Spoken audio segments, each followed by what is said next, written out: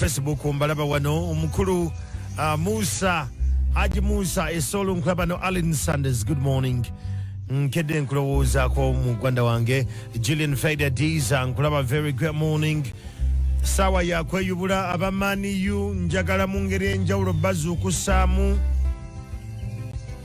banayi muzuukuka abamani yu ensi bwetyo tegedde. So sawa ya kweyubula bali ku Facebook nsigala mbasaba tusigale nga tusharinga feed eno mu bantu ab'enjawulo, tusharinga feed eno ku bantu ab'enjawulo mu platforms ez'enjawulo, abantu baffe babe nga basobola okweyubula mu ngeri emu oba endala. Bw'oba okyebase nyongera okutegeeza nti bwavu bwa lulango sawa ya kuzukuka. Program OmuntuWawansi live. Nze Andrew Kyamagerera nga tusimbudde. Leero ngenda kwogera ku kye bayita healing. Ngenda kwogera kwegamba ku kuwona in the context of apologies. Kwagamba abamu kuffe abakyali wounded because someone has not apologized. Tulina abantu bangi nga towonanga ng'olina ebbwa ddene. You're wounded because waliwo ateetonda nga someone has failed to apologize, and for one or two reasons you feel wounded and hurt. Awo tugenda okusinziira okwogerako njagala okuzukusaako era nensaba musawo bamuyita Esther. Musawo bamuyita Esther ku Kampala Hospital. Ye musawo gwe bantaddeko kati ali ku monitoringa enkozesa yange ey'emimiro ne mekustraininga nnyo. Musawo Esther, very good morning. Mirimu gyaffe gino banna. Wounded and you're not healing. Njagala osooke weebuuze muntu kye yali akoze ekintu paka leero nga wagamba nti siri musonyiwa paka nga zze ne yeetonda. So leero njagala njogere n'omuntu ali mu kikula bwe kityo. You failed to move on because someone hurt you so much and you're waiting for their apologies and it's not coming soon.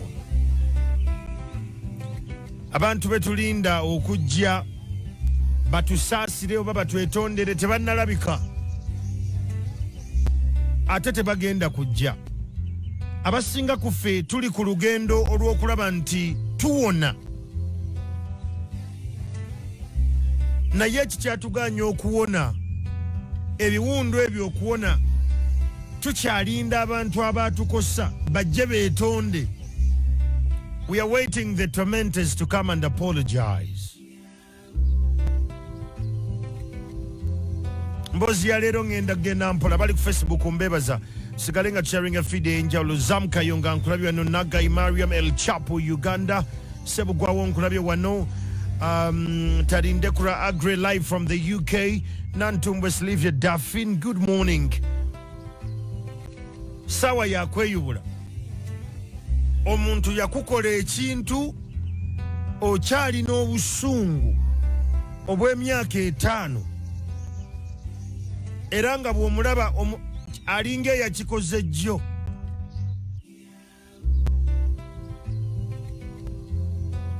I want us to take a moment today. Njagala okube torch mu bulamu bwo abantu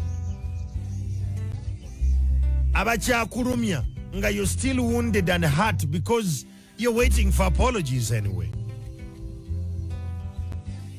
Leero njagala nkikulage nti gwe ali mu kwerumya. I want you to take a moment and reflect. The hurt may seem to be recent. Ekiwundu nga buli w'okirowoozaako n'ogamba omwana wa maama ye yankola ekintu ekyo Judy siri kusonyiwa. You're hurting yourself. Omusajja akulekawo n'abaana buli w'olowooza bye weerekereza ku lulwe bye watunda ku lulwe ekiwundu alinga eyakikoze jjo era n'emboozi eno gye njogera ninga ali mu kufumita mu kiwundu ekyo. Now that's what exactly you want to do. Program OmuntuWawansi live. Oyinza okuba wagenda Bulaaya, oyinza okuba oli wano e Kampala, oyinza okuba oli mu Uganda, either in Congo, South Sudan, wonna w'oli.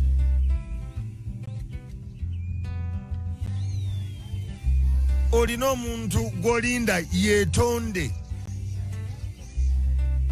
so that you can move on.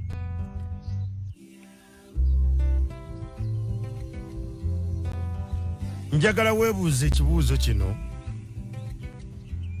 Omuntu eyakusobya, someone who badly hurt you, n'ogamba nti me have moved on, yamanyi. What did you do with that wound? Omanyi tugenda ne twerimba nti I moved on. There is a wound you didn't attend to. Olina ekiwundu ky'otaafaako gw'olowooza byaggwa. Tebiggwanga. It's not done. Take a moment enkya ya leero tutandike okutunuulira ebiwundu ebyo. I'm telling you this because this quarter is personal. Nzize njogera naawe ku ssente, ku family, ku baana, ku business, but I want now to strike into the deeper end, into your wounds, the unhealed wounds. Abantu muli mu kuyita mu bingi, mulinda omuntu ajje yeetonde. You're waiting for people to come and apologize for something that happened years ago. Abasinga temubeeranga beerufu gye muli mmwe nga mmwe. You've not been honest with yourself to say that it hurt me so much. Kati eyo ye level entuufu gy'olina okubeerako nti kino kyannuma nakati nkyakosebwa. Era abasinga bali mu mbeera eyo aba living in denial, batera okugamba it doesn't matter, I moved on, I don't care. Abantu abagwa mu kikula kino bagamba nti I don't care, nze tebyannuma, ndaba nze nali nakitadda. They are hiding the pain, the wound. Ne bw'otwala obudde akaseera kano n'otandika okujjukira biki bye baakukola and how painful it is. Abantu beweesiga n'ensimbi n'obagamba bakolere kino ne bakola birala. Abantu beweesiga n'ebyapa byo ne babitunda ne bakola ebirala. Abantu beweesiga n'abaagalwa bo ne bakuyitamu ne bakola ebirala. Abantu beweesiga n'abaana bo ne babakola ebitali birungi. Kye baakukola kyakuluma and you think you moved on. You're not. Program OmuntuWawansi live. Tuli mu kweyubula. We are evolving. These wounds show up in our daily lives. Ebiwundu bino abantu abali mu kunyolwa oba balina ebiwundu modulo tubiraba mu bulamu bwabwe obwa bulijjo. Abamu bafuna depression nga tamanyi na kumanya lwaki ye munyiivu, abeerawo buli kaseera nga munyiikaavu, takimanyi lwaki. Regardless of all that is there, omulimu alina mulungi, ssente alina ezimala, alina abaana bamwagala, alina omukyala amwagala, mikwano gye, but for some reason si musanyufu. Alina ekiwundu kye yagaana okukkiriza nti kino kinnumye, wano bandiivudde.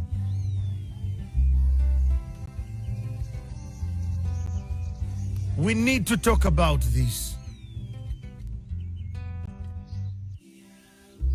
Program OmuntuWawansi live. Tuli mukweyubula twetaaga twogere ku kintu kino. Life Mukasa nkulengedde very good morning. Sharifana Kajiri omulamu wange nkulengedde ko wano Nakiboneka Mary very good morning. Taata wa mwesiga n'obukadde bwa siringi n'akolamu ebibye. He hurt you. Yakulumya era naguno gujjwa. Taata obule bwogera ku linnya lyo gamba sirika saagala kukirowoozaako. Ensonga lwaki ogamba nti toyagala na kukirowoozaako, toyagala na kukiwulira, because the wound is still there. Those are triggers ezikuzaayo. It is not easy. Nerero njaga tutandike that journey of healing, because for how long are we going to be wounded anyway? Kigenda tutwalira bbanga ki okuwona? Program OmuntuWawansi live. Nze yandu Kyamagero. Tuli mu kweyubula. Abantu abamu wootegerera nti balina ebiwundu bino. In our daily lives, at times it shows up in shame. At times it shows up in people pleasing. Omuntu ayagala nnyo okusanyusa abantu. Alina ekiwundu kyagezaako okubikkirira. Abamu babeera self-isolated, babeera nnyo bokka. Abalala beefuula okuba nti bali bize buli kaseera badde eno n'eri, so that taba na budde kulowooza ku bintu ebyo. If you're that person, you're wounded. And we need to talk about it. Twetaaga tunyumye emboozi eno. Program OmuntuWawansi live.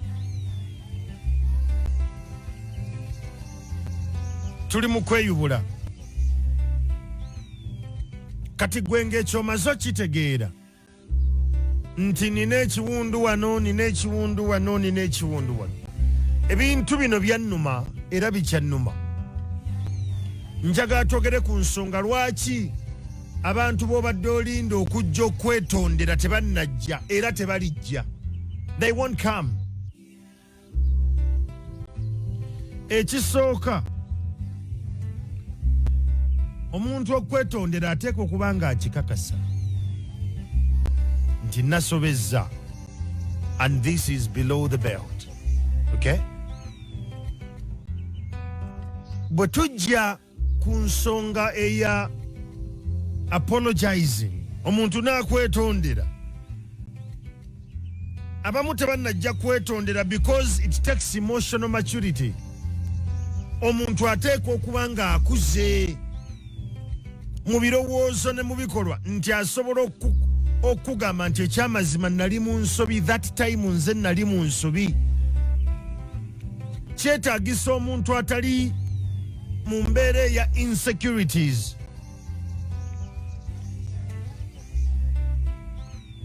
Omulala asobola okukkiriza nti yes nali mu nsobi, but accepting it and pronouncing it that I was wrong, it's another game plan.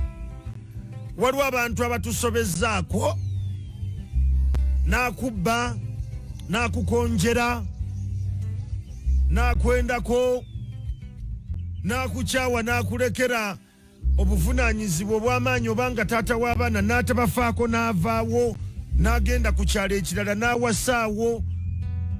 Bino byonna by'oyitamu n'atuuka nakkiriza nti yes nakola ensobi, naye nga billa taliyatula.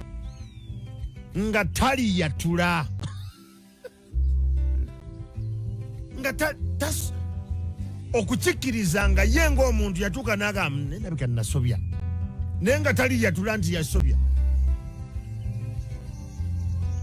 That is one of the reasons. Abali ku Facebook tusigale nga tusharinga feed eno ku bantu ab'enjawulo. Tuli mu kweyubula.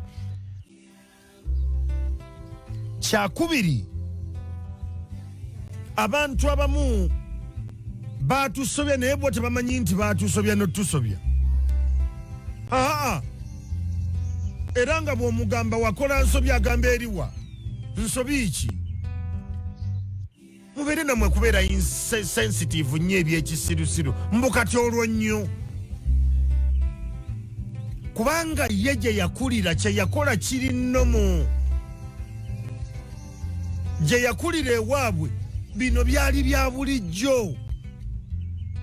So they will tend to justify what they did to you with what you had done earlier.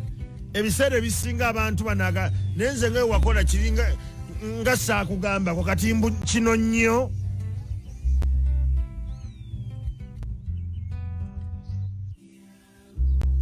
Omusajja eyakulira mu maka ewaabwe nga taata waabwe alina abakyala abasukka mu omu.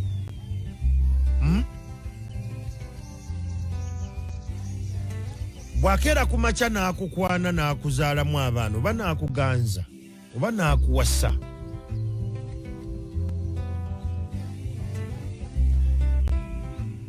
Bwakugamba nti yakugasseeko omukyala omulala gwe yeewuunya ye teyeewuunya. It is nnomu gye yakulira kino kyali nnomu. Era bwe weekyanga mbw'ogenda kugenda maama we ayinza okuba nga yeekyanga n'agenda n'asigalawo ne maama gwe baleetawo omulala. Kati gwe bw'otuuka eno n'omugamba naye n'enkola bino byonna, what about our dreams, what about the promises agagwomanyi? Kubanga gye yakulira, moving on, unplugging, it's easy for him, so he doesn't need to apologize anyway. Simanyi oba nkola amakulu. Kigenda kwetaagisa okuntegeera obulungi otambule nange. Kati abantu abamu bakulumya ne bakuteekako ekiwundu bo tebamanyi nti bakikola nokikola, because to them it's normal, it's a usual conversation. Program OmuntuWawansi live tuli mu kweyubula. Abali ku Facebook mbalaba wano Louis Daniels Mugisha Reagan, good morning. Shams Foster nkulengedde, tuli mu kweyubula. Kati omuntu bw'atyo bw'atuuka okkulumya gw'ojja okunyolwa ye tasobola kuba. And guess what? Omaze emyaka n'ebisiibo, oli mu bulumi bwe butyo, olina obusungu obwenkanidde awo, olinda omuntu bw'atyo ajje akwetondere. That's what you're waiting for. Olinda omuntu modulo ajje akwetondere nga ye gye yakulira byonna byakukoze biri nnomu, nti asobola okulyaza amaanya ssente n'omugamba naye gwe owange n'akubuuza gwasoose, because ku ye obwerufu ku nsimbi ne mu bizinensi si kikulu. Kati oli awo otugubadde olina obusungu obutategerekeka because someone did something at that layer. Emboozi eno gye neggwera gwampuliriza nandaba ku Facebook. Njagala otuuka okola decision gwe nga gwogambe nti okay, kino nze ngenda kwetereeza nga nze. Oli mu kulinda muntu, abamu mwava e Uganda ne mugenda e Dubai ne mugenda e Qatar, oli Kuwait, oli Oman, nenga ekyakutwala busungu wanyiga nomanyi bwe naasigala e Uganda nja kukola ekintu kyenfa kanve e Uganda kangende mu Oman. Kati oli eyo ensi ekukubye, naye omuntu gw'olinako obusungu alirungujja yeerira chipusi mu bulamu bwe, talaba na nsobi gye yakola, era justifyinga kye yakukola nti kya buntu si gwasoose. The question is it worth your time? Ojja kuddawo buli kaseera ogambe nti twagala bwenkanya, nze sirisirika paka nga nfunye obwenkanya, naye nga eyakikukola takiraba nga nsobi. For how long are you going to hang in there? Tweyongeddeyo. Ekyokusatu, abantu abamu abatukola ensobi era ne batulumya nnyo, the reason why they have not showed up to to apologize. Gye baakulira okwetonda, it was not necessary. Si kya bulijjo okwetonda ewaabwe. Era osanga abantu abagwa mu kkowa eryo ng'akugamba waliwo abantu abateetaaga kwetonderwa, nga nkwetondera ng'ani. If anyone in life says some people don't deserve to apologize to, kitegeeza ewaabwe gye baakulira okwetonda si kintu kya bulijjo. Kati omuntu modulo gw'olinda akwetondere, weesibye wekka. Weesibye wekka. Weesibye wekka. Obwo obusungu bw'olina omuntu gw'ogezaako okulinda akwetondere, gye yakulira tebeetonda. Wabula gye yakulira batetenkanya. Now this is how they go about it. Nti akukola ekintu nga kibi, n'akukola ekintu ne kikulumya nnyo, okwandibadde ng'okwetonda n'agamba nti yeetonze, akuwugula na birabo. Mukwano tugendeko e Dubai, onyiize nnyo, sitegera na byakunyiiza, obeera ku buntu obutono n'obugezza, kati oli awo oli munyiivu, tugendeko e Dubai.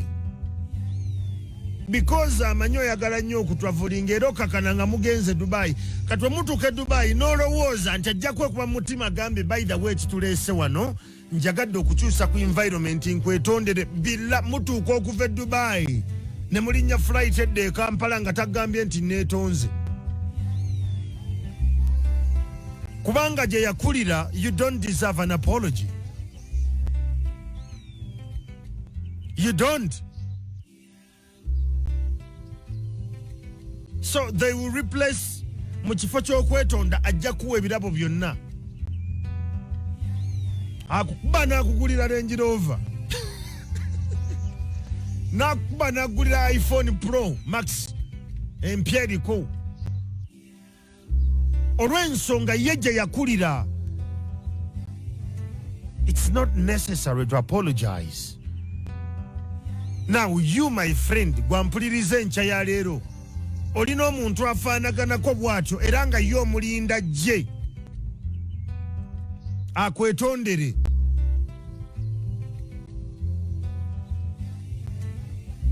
Ngezaako okulaga nti gwe weesibye mu kkomera ly'obulumi bw'olimu. Obudde bw'omala ng'olinda abantu bwe batyo bajje bakwetondere, tebalijja. Tebalijja. Tebalijja. Tagenda kwetondera mukwano. You must make sense with it and you start a journey of healing. Life is entirely about you. Abandi ensonga lwaki tebayagala kwetonda, balowooza kikolwa kya bunafu. Naddala ffe abasajja. Ffe abasajja tubeera awo, omukyala n'akola ebintu, n'otuuka gwe kennyini n'osobya n'oganza okwetonda. Ndi musajja. Gana amaka nze nga fuga ate anaakola kiwa abaano be. Endowooza ezigwa mu kkowa eryo, abasajja abalowooza bwe tutyo nti okwetonda kikolwa kya bunafu. Ebiseera ebisinga abantu bwe batyo balowooza nti bwe weetonda omuntu oba omuwadde amafuta g'agenda okukozesa leeta ng'akukalirira. Omuntu alowooza nti okwetonda kikolwa kya bunafu. They have a belief that admission that they were wrong is ammunition for you later. Nti omuwadde ekyokulwanyisa kyajja okukozesa mu maaso eyo against you. Kati okukkiriza akwetondera agamba sijja kwetonda. Yamanyi. Now, nkuwadde ensonga lwaki abantu abamu tebeetonda. Kati njagala nkulage impact eri mu kulinda abantu abo. Buli ebbanga ly'omala ngo olinda abantu bajje bakwetondere ku bye bakukola ebyakuluma na leero ebikyakuluma. Omusajja oyo yakulekera abaana, omukyalo oyo yakulekera abaana, maama we yalya ssente zo, taata wo eyalya ssente zo, baganda bo abaakukonjera ne bakusiba mu bintu ebitaliimu, abaatwala properties zo ez'enjawulo, mukwano gwo eyakozesa obubi omwana wo gwamulekera amulabirire. Abantu abo gye tukoma okubalinda bajje batwetondere, the more we give them the power to hurt us more. Oba weeyongedde okuba w'amaanyi okulumya. Emmanuel Tutu, good morning. Ali mu Quebec, East Coast, good morning.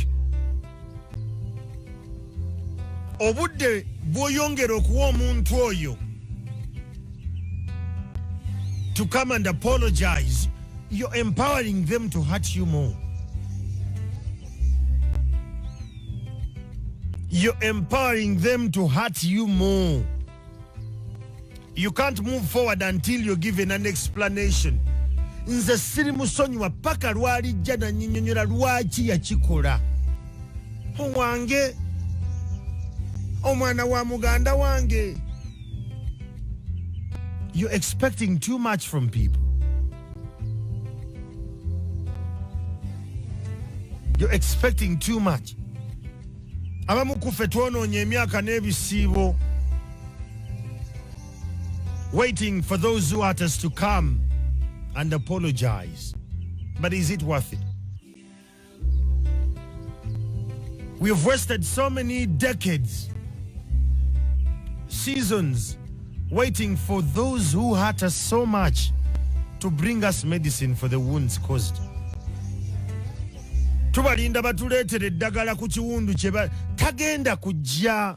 I've given you the reasons why tajja kujja. Tandika okwekubamu ekifaananyi gwe ng'omuntu. Newankubadde the hurting was never in your hands, but the healing is in your hands. You need to move on. Ate njagala oyige kino. Learn to pay attention to patterns. Kulwokuna ngenda basomesa ku kye bayita patterns. I think I wrote it when I was thinking about this. That patterns don't lie. Tandika okugoberera emikululo. The ways you learn to survive may not be the ways you want to continue your life. Oyinza okwagamba nti obufumbo buno bubeeramu nnina kuguma.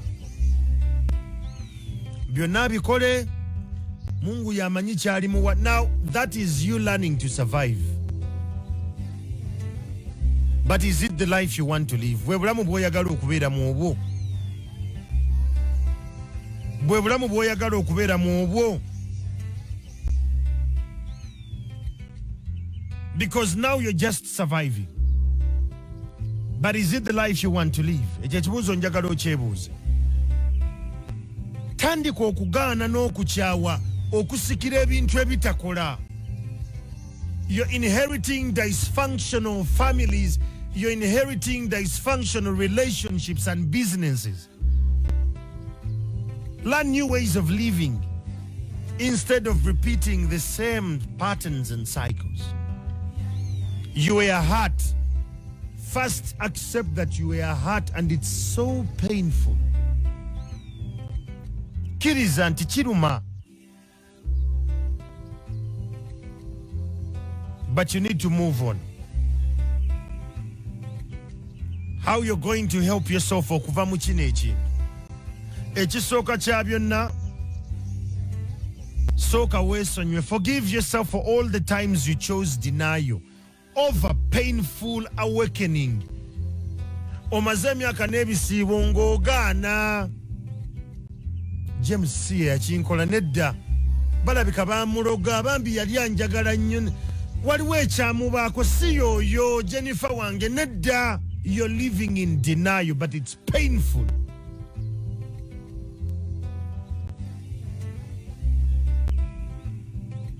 Omuntu gw'oli naye tamanyi how much you're worth. They treat you as a worthless person. They treat you as a lesser being. Tebakulaba munsa. Olina omusajja oba olina omukyala akutunuulira nga akuyamba gwe okubeera mu bulamu bwe. Olina omwagalwa eyeekobaana n'abaana bo okulumya omutwe. Saawa zino programu ogiwuliriza oli mu buliri awo osirise wekka.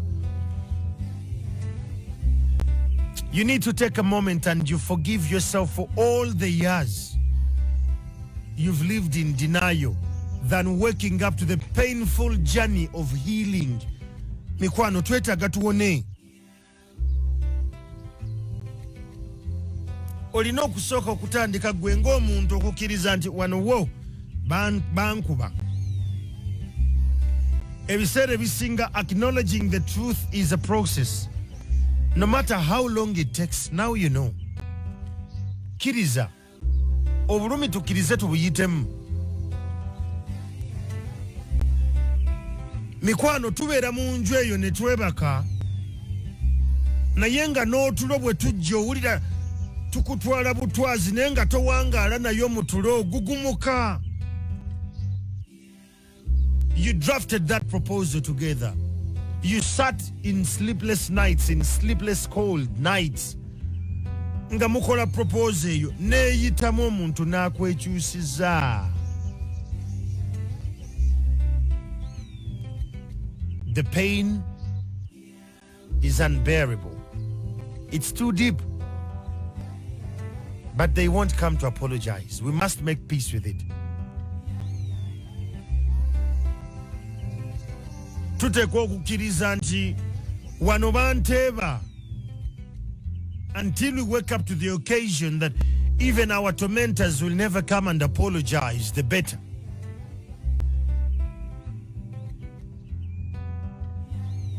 Omuntu akola ekibi n'owulira nga oba weetaaga weesibire mu nju kubanga bw'omulabako owulira oyagala mulya buli olw'obusungu, and you live to regret it. Njagala okujjukiza again. Obulumi bw'oyiseemu era bw'okwekedde okumala ebbanga buli mu kushapinga. Try not to confuse who you had to become.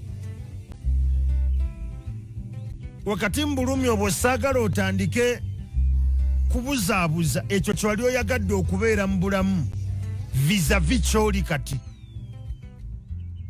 Kubanga olina obusungu obutategeerekeka. Abaana obakuza na busungu olw'ensonga nnyabwe yabakusuulira. Jjajja, abaana bano obakuza na busungu olw'okubanga muwala bwe yabaleeta nga mutabani wo eyamuzaalamu abaana abasuddewo. Ebigambo bye tukozesa nagambye abantu abatawonanga abalina ebiwundu obalaba mu bulamu bwabwe obwa bulijjo azuukuka mu nnyiivu saawa ziri 11 naye yazuukuse dda azuukuka yeesooza. The anxiety levels are high. Ebigambo bye tukozesa nga tukasukira abaana, these are clear elements that we have not healed yet.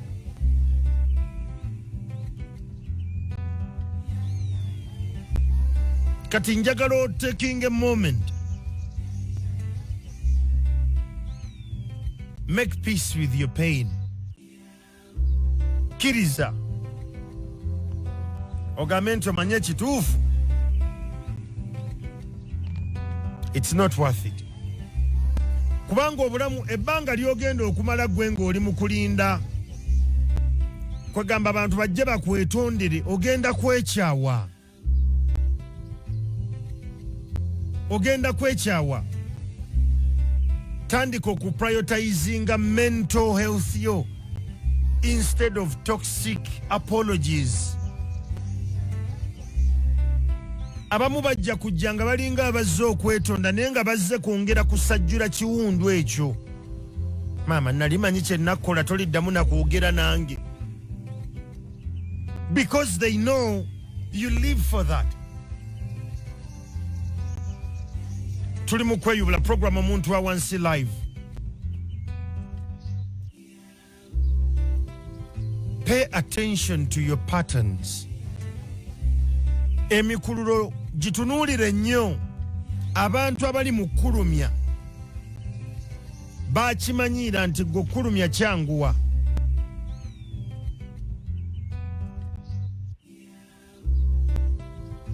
For us to get there, comrades, kigenda kwetaagisa okukyusa endowooza yo. It's going to demand for change in perspectives, a change in thinking, and a change to what you want to be. Endowooza yo yeetaaga ekyuke. Decisions ezimu wazikola mu busungu, wagende kata ne Oman lwa busungu. Kati ensonga lwaki na buli sente z'ofuna tonnafunamu ky'ozikola? Because olina ekiruyi, olina obusungu bw'otayagala kwegamba kwatula. As a country, we need to wake up to that occasion. Because the tormentors are not going to come to apologize. They won't.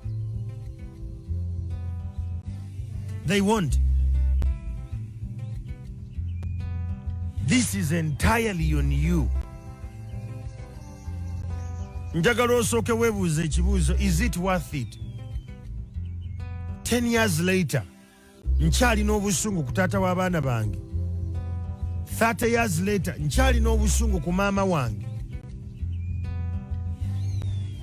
Okubeesonyiwa n'okusonyiwa kyanjawulo, kubanga bw'obeesonyiwa obalinze.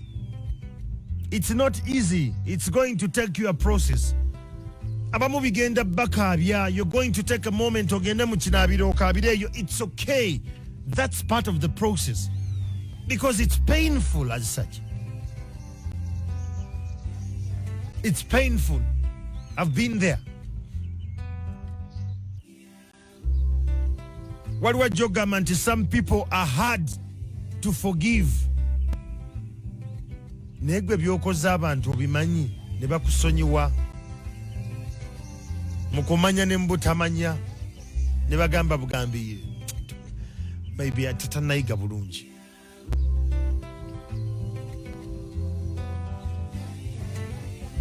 Tandika okulowooza ebintu ebyo. Tandika okukyusa endowooza yo on that. Abantu abamu aboogeza obusungu, buli kaseera nga basiga bukyayi, buli kaseera nga balina effutwa, nga tebaagaliza, they're envious. The reason they do that, it's quite simple. They are not healed. They have wounds. They have wounds. Program OmuntuWawansi live.